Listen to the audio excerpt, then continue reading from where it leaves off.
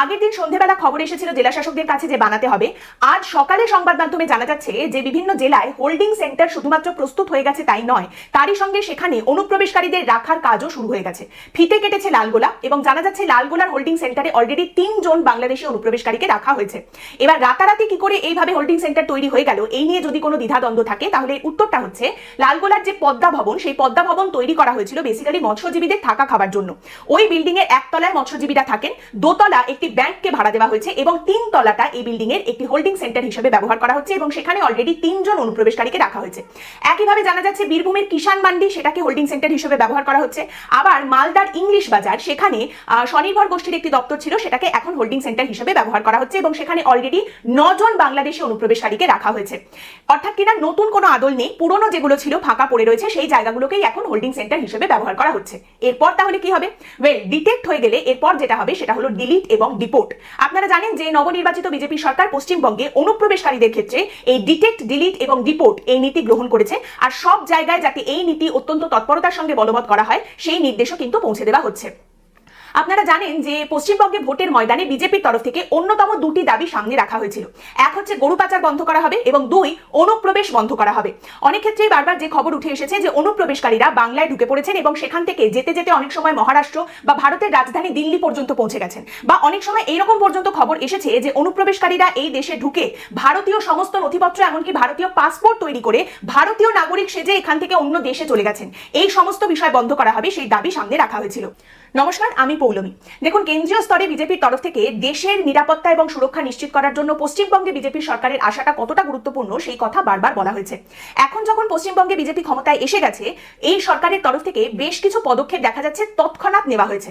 যেমন ভারতের যে সীমান্ত এলাকা রয়েছে সেখানে জমি কেন্দ্রীয় বাহিনীর হাতে তুলে দেওয়া, বেড়া দেওয়ার জন্য জাতীয় সড়ক, বেশ কিছু জাতীয় সড়ক কেন্দ্রীয় মন্ত্রককে হস্তান্তরিত করা, যাতে স্ট্র্যাটেজিক্যালি ইম্পর্টেন্ট চিকেন নেককে সুরক্ষিত রাখা যায়। এবং অবশ্যই এখন এই যে নীতি দেখতে পাওয়া যাচ্ছে এই সরকারের তরফ থেকে অনুপ্রবেশকারীদের ক্ষেত্রে ডিটেক্ট, ডিলিট এবং ডিপোর্ট। দেখুন, আসামে হিমন্ত বিশ্ব শর্মা আবারও মুখ্যমন্ত্রী হিসেবে শপথ গ্রহণ করার যে অনুষ্ঠান ছিল সেখানে পশ্চিমবঙ্গের নবনির্বাচিত মুখ্যমন্ত্রী শুভেন্দু অধিকারীও উপস্থিত ছিলেন। হেমন্ত বিশ্ব শর্মা তিনি শুভেন্দু অধিকারীকে জড়িয়ে ধরে একটি ছবি পোস্ট করেন এবং লেখেন, ক্যাপশনে লেখেন, bad days for dot dot dot, ব্র্যাকেটে ইউ নো হু, খারাপ দিন আসতে চলেছে, আপনারা জানেন কাদের জন্য। হেমন্ত বিশ্ব শর্মা একটা সময় কংগ্রেসে ছিলেন, তারপর পালা বদলের পর তিনি বিজেপিতে আসেন এবং এখন বিজেপির হিন্দুত্বের যে মুখগুলো রয়েছে তার মধ্যে অন্যতম একটি বড় হিন্দুত্বের মুখ হিসেবে দেখা হয় হেমন্ত বিশ্ব শর্মাকে। শুভেন্দু অধিকারী একটা সময় কংগ্রেসের ছাত্র পরিষদ করার পর তৃণমূল কংগ্রেসে এসে তৃণমূল কংগ্রেসের মন্ত্রী হওয়ার পর বিজেপিতে যোগদান করেন। বর্তমানে পশ্চিমবঙ্গে বিজেপি সরকার গঠিত হয়েছে, তিনি পশ্চিমবঙ্গের মুখ্যমন্ত্রী, যিনি এই কথা বারবার বলেছেন যে তিনি হিন্দুদের ভোটে জয়ী হয়েছেন, মুসলিমরা তাকে মোটেই ভোট দেয়নি, ভোট দেয় না। দেখুন, হেমন্ত বিশ্ব শর্মা বারবার একটা কথা বলেছেন যে শেষ কয়েক বছরে আসাম থেকে তিনি অনুপ্রবেশকে বন্ধ করার জন্য নানা রকম পদক্ষেপ নিয়েছেন, অনুপ্রবেশ রোখার অনেক রকম চেষ্টা তিনি করেছেন, কিন্তু পশ্চিমবঙ্গের পূর্বতন সরকার তৃণমূল কংগ্রেস এবং তার আগে বাম সরকারও এই অনুপ্রবেশকারীদের ঢুকতে শুধুমাত্র জায়গা দিয়েছে তাই নয়, তারই সঙ্গে এদের নিজেদের ভোটার করে নিয়েছে। এখন এই 2 হিন্দুত্ববাদী মুখ এবং মুখ্যমন্ত্রী তারা দুজনে মিলে এমন সব পদক্ষেপ নেবেন যার মাধ্যমে অন্যদের ভালো সময় আসলেও এদের জন্য অত্যন্ত খারাপ সময় আসতে চলেছে, এমনটাই কিন্তু তার দাবি। অনুপ্রবেশকারীদের রাজ্য ছাড়া করার প্রক্রিয়া সম্পর্কে মুখ্যমন্ত্রী শুভেন্দু অধিকারী সাংবাদিক বৈঠক করে জানান, যারা সিএএ এর আওতায় নেই তাদের ধরে সোজা বিএসএফ এর হাতে তুলে দেওয়া হবে। তারপর বিএসএফ বাংলাদেশের বিজিবি বা বাংলাদেশের যে সীমান্ত রক্ষা বাহিনী রয়েছে তাদের সঙ্গে কথা বলে এদের দেশ থেকে বের করে দেওয়ার ব্যবস্থা করবে। কাদের ক্ষেত্রে এই আইন প্রযোজ্য হবে সেই কথা বলতে গিয়ে শুভেন্দু অধিকারী বলেন যে যারা অবৈধ অনুপ্রবেশকারী তাদের রাজ্য পুলিশ গ্রেপ্তার করবে এবং তারপর ধরে সরাসরি বিএসএফ এর হাতে তুলে দেবে। দেশের এবং রাজ্যের সুরক্ষার স্বার্থে সীমান্ত সংলগ্ন সমস্ত থানায় এই আইন কার্যকর করার নির্দেশ দিলাম, এই কথা জানান মুখ্যমন্ত্রী শুভেন্দু অধিকারী। তারই সঙ্গে জানা যাচ্ছে প্রত্যেকটা জেলায় হোল্ডিং সেন্টার তৈরি করা হবে। বাংলাদেশি বা রোহিঙ্গা অনুপ্রবেশকারী সন্দেহে যাদের ধরা হবে তাদের এই হোল্ডিং সেন্টারে রাখা হবে। 30 দিন পর্যন্ত এই হোল্ডিং সেন্টারগুলোয় তাদের রাখা যেতে পারে, তারপর তাদের কিন্তু দেশ থেকে বের করে দেওয়ার ব্যবস্থা করা হবে। তারই সঙ্গে মুখ্যমন্ত্রী জানিয়েছেন যে শুধুমাত্র এখন যাদের এই অনুপ্রবেশকারী হিসেবে গ্রেপ্তার করা হচ্ছে তাদের নয়, এর আগেও অনুপ্রবেশকারী হিসেবে যারা গ্রেপ্তার হয়েছেন, যাদের অলরেডি দেশ থেকে বের করে দেওয়ার প্রক্রিয়া চলছে, তাদেরও এই হোল্ডিং সেন্টারে নিয়ে এসে রাখা হবে। কেন্দ্রীয় স্বরাষ্ট্র মন্ত্রকের অবৈধ অনুপ্রবেশকারী নিয়ে যে নীতি রয়েছে সেখানে কিন্তু স্পষ্টই লেখা রয়েছে যে এই অবৈধ অনুপ্রবেশকারীদের জন্য প্রত্যেকটি রাজ্য সরকার যেন তাদের রাজ্যের প্রত্যেকটা জেলায় হোল্ডিং সেন্টার তৈরি করে, যেখানে এই অবৈধ অনুপ্রবেশ অনুপ্রবেশকারী বাংলাদেশি বা রোহিঙ্গাদের আটক করে রাখা যাবে এবং তাদের জিজ্ঞাসাবাদও করা যাবে। এবং তারই সঙ্গে জানা যাচ্ছে যে এখানে খরচ খরচার বিষয়টা কি হবে সে সম্পর্কেও কিন্তু কেন্দ্রীয় স্বরাষ্ট্র মন্ত্রকের তরফ থেকে স্পষ্ট নিয়ম বলা আছে, যেখানে কেন্দ্রীয় স্বরাষ্ট্র মন্ত্রক বলছে যে এই যে অবৈধ অনুপ্রবেশকারী হিসেবে যাদের আটকে রাখা হবে, জিজ্ঞাসাবাদ করা হবে, তারপর তাদের বিএসএফ এর হাতে তুলে দেওয়া হবে। এই বিএসএফ এর হাতে তুলে দেওয়া পর্যন্ত সমস্ত খরচ খরচা সংশ্লিষ্ট রাজ্য সরকারকেই প্রাথমিকভাবে দিতে হবে, পরে সেই টাকা তারা কেন্দ্রীয় সরকারের কাছ থেকে পেয়ে যাবে। তবে বিভিন্ন জায়গায় এই যে শরণার্থী শিবির তৈরি করতে হবে তার যাবতীয় খরচ খরচা সবটা কিন্তু রাজ্য সরকারকেই বহন করতে হবে। এবং তারই সঙ্গে এই নিয়ে খুব একটা এক্সট্রা আওয়াজ করার দরকার নেই এমন আবেদনও কিন্তু কেন্দ্রের তরফ থেকে অলরেডি রাজ্যগুলির কাছে জানানো হয়েছে, যেখানে বলা হচ্ছে যে এই যে অবৈধ অনুপ্রবেশকারীদের দেশ থেকে বের করে দেওয়া হচ্ছে এই নিয়ে কোনো অপ্রয়োজনীয় প্রচারে যাওয়ার দরকার নেই, বেশি আওয়াজ প্রচারের হাঙ্গামায় একেবারেই যাওয়ার দরকার নেই। এই আবেদনও কিন্তু কেন্দ্রের তরফ থেকে রাজ্যগুলির কাছে রাখা হয়েছে। দেখুন, এই আবেদনের পেছনে দুটো কারণ আছে। এক হচ্ছে বাংলাদেশের সঙ্গে সম্পর্ক তিক্ত হোক, এটা অবশ্যই দিল্লি চায় না, এবং তারই সঙ্গে দ্বিতীয় কারণ হচ্ছে এই নিয়ে বিরোধীরা যদি আবার খুব বেশি বিরোধিতা করতে শুরু করে দেয়, বেশি প্রচার টোচার করলে মানবাধিকার লঙ্ঘন হচ্ছে বলে তারা যদি সুপ্রিম কোর্টে চলে যায়, সেক্ষেত্রে মামলা টামলায় আটকে গিয়ে এই প্রসেসটা আরো ধীরে হয়ে যাবে, আরো স্লো হয়ে যাবে, সেটা তারা চান না। এতদিন অবশ্য এর ঠিক বিপরীতটাই দেখতে পাওয়া গেছে। আসামের মুখ্যমন্ত্রী হিমন্ত বিশ্ব শর্মা তিনি এবিপি-কে একটি ইন্টারভিউ দিয়েছেন ইনসাইড আউট বলে, সেখানে তিনি একটি দাবি সামনে রেখেছেন। তিনি বলছেন যে বাংলাদেশের সঙ্গে ভারতের কোনো এক্সট্রাডিশন ট্রিটি নেই, যদিও কেন্দ্র বলছে ঠিক উল্টো কথা, কেন্দ্র বলছে আছে, এবং বিএসএফ বাংলাদেশের বর্ডার গার্ড বা বাংলাদেশের সীমান্ত রক্ষা বাহিনীর সঙ্গে কথা বলে অনুপ্রবেশকারীদের বাংলাদেশে ঢুকিয়ে দেওয়ার ব্যবস্থা করবে। কিন্তু হিমন্ত বিশ্ব শর্মা বলছেন দেখুন, এই সমস্ত প্রথা মেনে যেতে গেলে পুরো মাথাই নষ্ট, এই সমস্ত নিয়ম মেনে যদি যেতে হয় তাহলে জাস্ট অযথা মাথার উপরে হেডেক দেওয়ার মতো বিষয়। এটা করতে গেলে আগে সমস্ত নথিপত্র কেন্দ্রকে পাঠাতে হবে, কেন্দ্র তারপর সেই সমস্ত নথিপত্র বাংলাদেশে পাঠাবে, বাংলাদেশ তারপর ঠিক করবে যে কাদের কাদের তারা সত্যিই নিজের নাগরিক হিসেবে দেশের ভেতরে ফিরিয়ে নিতে চায়। তার থেকে অনেক সুন্দর একটি প্রক্রিয়া হিমন্ত বিশ্ব শর্মার দাবি তিনি নিজেই বানিয়ে ফেলেছেন। আর সেটা কি? সেটা হচ্ছে পুশব্যাক। এই পুশব্যাক বিষয়টা কি সেই ব্যাখ্যাও হিমন্ত বিশ্ব শর্মা তিনি নিজেই দিয়েছেন। তিনি বলছেন পুশব্যাক হচ্ছে আসাম সরকার আসামের ভেতর অবৈধ অনুপ্রবেশকারী হিসেবে যাদের চিহ্নিত করেছে রাতের অন্ধকারে তাদের আসাম বাংলাদেশ সীমান্তে নিয়ে যাওয়া হচ্ছে, এবং সীমান্তের যে জায়গাটায় বাংলাদেশের সীমান্তরক্ষীরা উপস্থিত নেই সেখান থেকে এই অনুপ্রবেশকারীদের জাস্ট ধাক্কা মেরে বাংলাদেশে ফেলে দেওয়া হচ্ছে। পুশব্যাক, তাদের জাস্ট ধাক্কা মেরে পাঠিয়ে দেওয়া হচ্ছে। লিটারেলি এটাই হিমন্ত বিশ্ব শর্মা বলেছেন, তাদের ধাক্কা মেরে ওদিকে পাঠিয়ে দেওয়া হচ্ছে। এবার যাদের এইভাবে ধাক্কা মেরে বাংলাদেশে পাঠানো হচ্ছে তারা আবার ওই একইভাবে তো আসামে ফিরে আসতে পারে, তাদের সেক্ষেত্রে আবার জড়ো করে নিয়ে গিয়ে সেই রাতের অন্ধকারে ধাক্কা মেরে বাংলাদেশে ফেলে দেওয়া হবে। মানে মনে করুন একটা টেনিস ম্যাচ চলছে দুটো দেশের মধ্যে, মাঝখানে বল হিসেবে ব্যবহৃত হচ্ছেন কিছু মানুষ। হিমন্ত বিশ্ব শর্মার দাবি হচ্ছে এখনো তার আবার ক্ষমতায় আসার পরেও আসামে 17 থেকে 20 লক্ষ অবৈধ অনুপ্রবেশকারী এখনো রয়েছেন। শুভেন্দু অধিকারী এমন কোনো মন্তব্য এখনো পর্যন্ত করেননি, এরকম কোনো শঙ্কার কথা এখনো পর্যন্ত পশ্চিমবঙ্গের মুখ্যমন্ত্রী সামনে রাখেননি। তবে আপনাদের নিশ্চয়ই মনে আছে ভোটের আগে এসআইআর এর সময় বিরোধী দলনেতা শুভেন্দু অধিকারী সেই সময় বলেছিলেন যে বাংলাদেশি অনুপ্রবেশকারী রোহিঙ্গা যতজন বাংলায় ঢুকে বসে রয়েছেন তাতে মোটামুটি 1 কোটির বেশি মানুষের নাম তো বাদ যাবেই।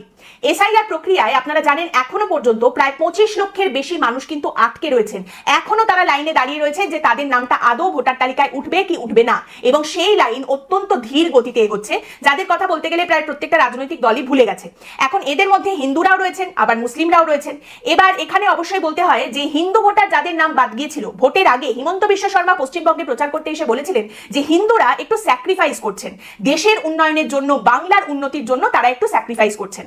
তো এখন তাহলে তো বিজেপি সরকার এসে গেছে, সেক্ষেত্রে কি হবে সেটা অবশ্যই দেখার বিষয়। এবং সেক্ষেত্রে নিজের সতীর্থ হিমন্ত বিশ্ব শর্মার মতো শুভেন্দু অধিকারীও ওই রাতের অন্ধকারে পুশব্যাক বা ধাক্কা মেরে বাংলাদেশে ফেলে দেবার সেই নীতি গ্রহণ করবেন, নাকি এই অনুপ্রবেশকারীদের দেশ থেকে বের করার ক্ষেত্রে কেন্দ্রের যে নিয়ম নীতি যা প্রথা রয়েছে সেইটা তিনি গ্রহণ করবেন, সেই অনুযায়ী চলবেন, সেটা অবশ্যই দেখার বিষয়। এবার কেউ প্রশ্ন করতেই পারেন যে যদি এইভাবে অবৈধ নাগরিকদের বের করে দেওয়ার যে প্রক্রিয়া তার মধ্যে যদি দেখা যায় ভারতের কোনো বৈধ নাগরিককে দেশ থেকে বের করে দেওয়া হচ্ছে, বা বিশেষ করে কোনো বৈধ সংখ্যালঘু নাগরিককে ভারত থেকে বের করে দেওয়া হচ্ছে বা আটকে রাখা হচ্ছে, এটা যদি দেখতে পাওয়া যায় তখন কি হবে? কিংবা যদি দেখা যায় যে কারোর কাছে নথিপত্র রয়েছে কিন্তু যারা নথিপত্র দেখবেন তারা দেখতে নারাজ, কোথাও কোনো রকম রাগ টাগের ঘটনা যদি প্রতিহিংসার বিষয় উঠে আসে তখন কি হবে? দেখুন, এগুলো হওয়া একেবারেই উচিত নয়, কিন্তু উচিত অনুচিতের প্রশ্ন আপনি এখানে করছেন না।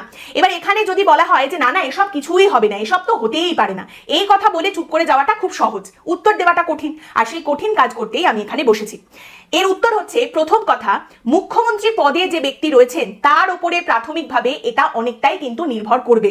তিনি হেমন্ত পথে এগোবেন নাকি তিনি কেন্দ্রের পথে কেন্দ্রের নিয়ম মতো এগোবেন তার উপর অনেক কিছু নির্ভর করবে। তিনি বলবেন সবকা সাথ সবকা বিকাশ, নাকি তিনি বলবেন জো হামারে সাথ হাম উনকা সাথ। তিনি বলবেন আমি সবার মুখ্যমন্ত্রী, নাকি তিনি বলবেন আমাকে তো হিন্দুরাই জিতিয়ে এনেছেন, আমাকে তো হিন্দুরাই মুখ্যমন্ত্রী করেছেন। এর ওপরেও কিন্তু অনেকটাই প্রাথমিকভাবে গোটা বিষয়টা নির্ভর করবে। এবং এখানে যে কটা কথা বললাম এগুলো একটাও আমার কথা নয়, সবটা তিনিই বলেছেন, প্রত্যেকটা কথাই তিনি বলেছেন। কাজেই যেহেতু তিনিই সব কটা কথা বলেছেন, এখন কোন কথাটা অনুযায়ী তিনি কাজ করবেন তার উপরে কিন্তু অনেকটাই নির্ভর করবে যে এই অবৈধ অনুপ্রবেশকারীদের দেশ থেকে বের করে দেওয়ার গোটা প্রক্রিয়ার উপর কতটা কি প্রভাব দেখতে পাওয়া যাবে। দ্বিতীয় কথা হচ্ছে, বিরোধীদের ভূমিকার উপর অনেক কিছু নির্ভর করবে। যদি দেখা যায় কোনো বৈধ নাগরিককে অবৈধ হিসেবে দেশ থেকে বের করে দেওয়া হচ্ছে, পুশব্যাক করা হচ্ছে, সেক্ষেত্রে বিরোধীরা কতটা তার পাশে এসে দাঁড়াবেন, নাকি তারা ভাববেন যে না না এর পাশে দাঁড়াতে গেলে আমাদের আবার মুসলিম প্রেমী বলে তকমা লাগিয়ে দেবে, হিন্দু ভোট সেক্ষেত্রে আমাদের হাত থেকে চলে যাবে, তাই না যাওয়াই ভালো। এর মধ্যে কোনটা তারা ভাববেন, কোনটা অনুযায়ী এগোবেন তার উপরেও অনেক কিছু নির্ভর করছে। এবং তৃতীয় কথা, রাতের অন্ধকারে কোনো বৈধ নাগরিককে যদি অবৈধ করে দেওয়া হয় তাহলে সেই বিষয়টা সুপ্রিম কোর্টের আইনের আলোর সামনেও কিন্তু নিয়ে আসা যেতে পারে। আপনাদের নিশ্চয়ই মনে আছে অন্তঃসত্ত্বা সোনালী খাতুনকে পুশব্যাক করে বাংলাদেশে পাঠিয়ে যাওয়ার ঘটনাটা, এবং সেই বিষয়টা কিন্তু সুপ্রিম কোর্টে উঠেছিল। সেই কেসে সুপ্রিম কোর্টের প্রধান বিচারপতি সূর্যকান্ত এবং বিচারপতি জয়মাল্য বাগচির বেঞ্চের তরফ থেকে কেন্দ্রীয় সরকারকে তখন যে কথা বলা হয়েছিল সেই কথা কিন্তু আদালতের তরফ থেকে আবারও কেন্দ্রীয় সরকারকে মনে করিয়ে দেওয়া হতে পারে। সেই সময় আদালতে এই বিচারপতিদের বেঞ্চের তরফ থেকে কেন্দ্রীয় সরকারকে বলা হয়েছিল যে এখানে অনেকগুলো তথ্য প্রমাণ রয়েছে, অনেকগুলো নথি রয়েছে, জন্মের শংসাপত্র রয়েছে, আত্মীয় স্বজনদের সঙ্গে থাকেন সেই বিষয়টা সামনে তুলে ধরা হচ্ছে। এগুলোও কিন্তু এক একটা প্রমাণ, এগুলো এক একটা প্রমাণ যেগুলো আপনাদের শুনতে হবে। অভিযোগ হচ্ছে আপনারা কোনো কিছু না শুনে, কোনো কিছু না দেখে বাংলাদেশে পুশব্যাক করেছেন, সেখানে পাঠিয়ে দিয়েছেন। তারই সঙ্গে বিচারপতিরা সেই সময় কেন্দ্রীয় সরকারকে বলেছিলেন যে দেখুন, কেউ অবৈধভাবে ভারতে প্রবেশ করেছে, তাদের আপনারা পুশব্যাক করতেই পারেন, সেখানে কোনো আপত্তি নেই, কিন্তু একজন ব্যক্তি তিনি যদি বলেন তিনি জন্মেছেন ভারতে, বড় হয়েছেন ভারতে, তাহলে সেক্ষেত্রে তার অধিকার রয়েছে, তার কথা শুনতে হবে, তার কথা শোনা উচিত। তারপর তাকে বাংলাদেশের জেল থেকে উদ্ধার করে আবার ভারতে ফিরিয়ে আনার প্রক্রিয়া সম্পন্ন করা হয় এবং গোটা জিনিসটাই শুরু থেকে শেষ পর্যন্ত প্রায় 6 মাস সময় লেগে গিয়েছিল সুপ্রিম কোর্টের সাথেও। এবার দেখুন, কিছুদিন আগে মুখ্যমন্ত্রী শুভেন্দু অধিকারী তিনি একটা জায়গায় বলেছেন অবৈধ অনুপ্রবেশকারী বা বাংলাদেশে অনুপ্রবেশকারী হিসেবে যাদের ধরা হবে তাদের আদালতের সামনে পেশ করার কোনো দরকার নেই। এখন বিষয়টা হচ্ছে, অবৈধ অনুপ্রবেশকারী হিসেবে যাদের ধরা হবে প্রথম থেকেই তাদের হাতে কোনো রকম কোনো আইনের অধিকার বা আইনের ক্ষমতা থাকবে না, তাদের নথিপত্র দেখানোর সময় দেওয়া হবে কি হবে না, কিংবা তাদের হোল্ডিং সেন্টারে যারা ধরে নিয়ে যাবে, যারা রাখবে, তারাই দণ্ডমুণ্ডের কর্তা হয়ে গিয়ে তারাই সমস্ত কিছু বিচার করবে, বিষয়টা এরকম হবে কিনা সে সম্পর্কে কিন্তু এখনো পর্যন্ত কোনো ক্ল্যারিটি নেই। বিষয়টা হচ্ছে, আমাদের দেশকে সুরক্ষিত করার জন্য ভারতকে অনুপ্রবেশকারী মুক্ত করতে হবে, এটা অবশ্যই দরকারি। একই সঙ্গে কাউকে যদি অবৈধ নাগরিক হিসেবে চিহ্নিত করা হয় তার আত্মপক্ষ সমর্থনের একটা জায়গা, তার নথিপত্র দেখানোর একটা জায়গা তাকে দিতে হবে, এটাও কিন্তু দরকারি। যেমন মুখ্যমন্ত্রী শুভেন্দু অধিকারী এবং স্বরাষ্ট্রমন্ত্রী অমিত শাহর কথা যদি বিশ্বাস করতে হয়, তারা বলেছেন যে এবারের এসআইআর এ যে সমস্ত মুসলিমদের নাম উঠে গেছে ভোটার তালিকায়, তাদের আলাদা করে আর নাগরিকত্বের প্রমাণ দিতে হবে না। তাহলে সেক্ষেত্রে তাদের সঙ্গে কোনো রকম কোনো সমস্যা আবার নতুন করে এখানে তৈরি হবে না, সেটা আশা করা যায়। কিংবা যাদের নাম এখনো পর্যন্ত ট্রাইব্যুনালে আটকে আছে, এখনো পর্যন্ত যাচাই হয়ে বিষয়টা সামনে আসেনি যে তাদের নাম ভোটার তালিকায় উঠছে না বাদ চলে যাচ্ছে, সেক্ষেত্রে সেই যাচাই প্রক্রিয়াটাকে হয় তাড়াতাড়ি শেষ করতে হবে, আর না হলে যতক্ষণ না পর্যন্ত যাচাই হচ্ছে ততক্ষণ পর্যন্ত অপেক্ষা করা। এর মাঝখানেই সেই নামগুলোকে ধরে নিয়ে টানাটানি তাদের পুশব্যাক করা, অন্ধকারে বর্ডারের ওপারে ধাক্কা মেরে ফেলে দেওয়া, এই বিষয়টা যেন না হয় সেটাও আশা করা যায়, সেটাও হওয়া কিন্তু খুবই দরকারি। এবার এগুলো গেল নীতির কথা, আইনের কথা।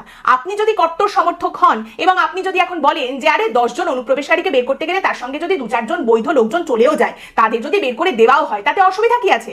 এত বড় একটা কাজ করতে গেলে একটু 2-4টে ভুল তো এরকম হতেই পারে। কিংবা আপনি যদি বলেন যে এটা হিন্দুদের দেশ, এখানে ওরা কেন থাকবে, মুসলিমদের বের করে দাও, এসব যদি আপনার যুক্তি হয় তাহলে আপনার জন্য কমেন্ট বক্স খোলা আছে এবং সেক্ষেত্রে আপনি রাজনৈতিকভাবে সংবিধানকেও কাটাছেড়া করতেই পারেন। আমার কাজ হচ্ছে যেটা সেটা আপনাদের সামনে রাখা, তারপর আপনি সেটা নিয়ে কি করবেন সেটা সম্পূর্ণ আপনার উপর। দেখুন, ফাটাকেষ্ট আমার কেউ হয় না, আমি খবর তৈরি করি না, যেটা খবর সেটা আমি শুধু জানাই আপনাদের।